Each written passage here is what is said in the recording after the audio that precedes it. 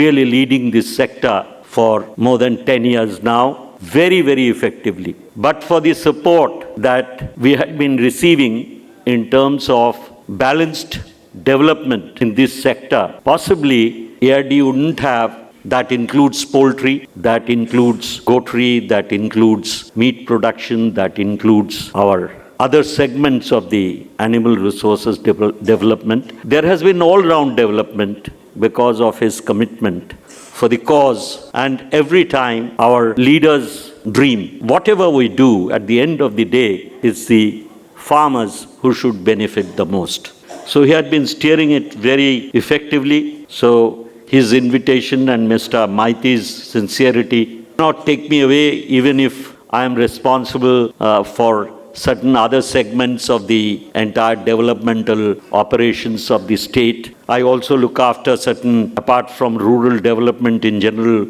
I remember when this portfolio was assigned to me, our Honorable Chief Minister reminded me, there can't be rural development without the prosperity of the agriculturists and agriculture in general. So their socioeconomic development is what is going to determine success of your rural developmental efforts. So that's where we are, and we have today with us another gentleman who had been always supportive, greatly supportive to me in terms of providing technical support, Mr. Dr. Purnendu Biswas. He has been presented to you as the ex-Vice Chancellor, but he still continues to be a regular advisor for technical issues for development. I'm personally indebted to him. It is he who had simultaneously devised a method in long-term sustainably to combat bird flu, while we had launched the project for incentivizing growth in poultry of layer birds, which is comparatively, you know it better, I don't have to tell you, is more vulnerable to the bird flu. And regrettably, at that point in time, there wasn't an institution in India which had been specially focusing on that subject. We had restriction on adding to the existing disciplines new areas of education and research. Dr. Biswas's justification was so strong. In one stroke, we could get the approval of the cabinet of the state to start courses. And an educationist, scientist, as he had been committed to the sector, he had ensured that on the back of this discipline, he also added 2 more disciplines and got many more posts sanctioned in his university. But he still continues to support us in our effort to develop in technical matters. We have with us the current Vice Chancellor, Dr. Dana. We have Mr. Dr. Partho Das, the Registrar. We have Dr. Gyograj Tamang. And very importantly, Sri Prem Anup Sinha, a very important support for the industry.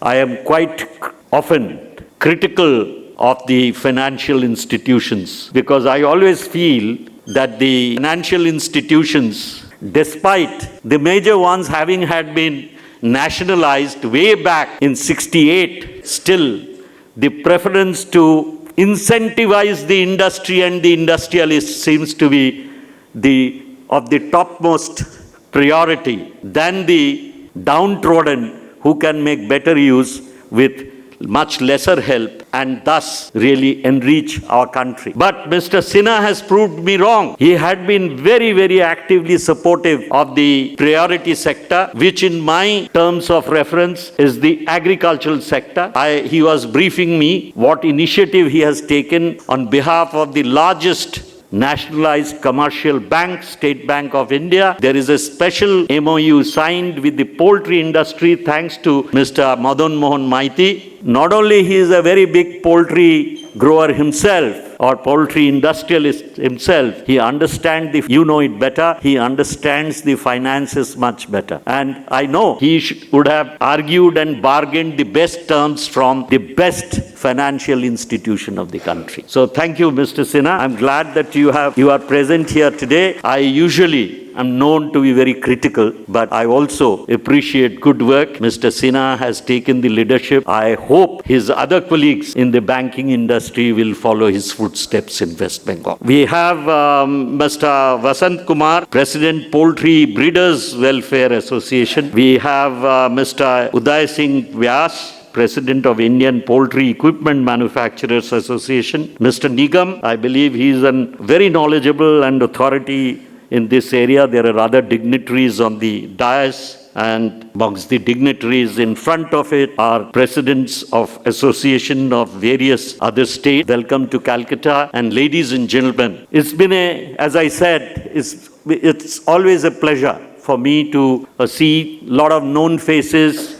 see it beaming. That makes me feel even happier because it speaks of your prosperity. And when you prosper, I'm sure there'll be many hundreds more behind each of you who would prosper in the rural economy. There has been lots of problems in the rural economy, but you'd still not have forgotten. Post-COVID, is the agricultural sector alone which had kept its nose above the water. That's the only sector which had thrived, at least made profit, were in positive, whereas rest were all in negative. And since then, poultry sector in West Bengal, I can say for sure, had been making unprecedented strides. According to Government of India's data, as Mr. Maiti has already said, the annual growth rate in table egg production in West Bengal year on year has been 20.1%. So not a very small quantity we are talking about. In 2011, when there had been a change in the government, when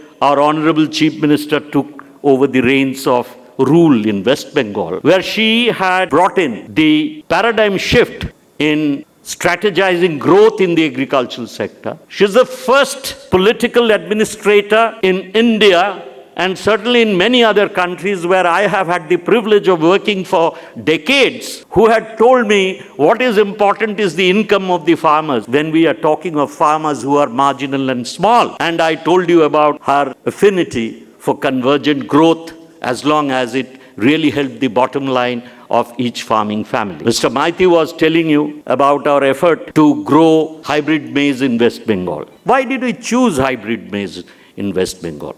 West Bengal produces the maximum quantity of rice in unprocessed form. We call it paddy. The paddy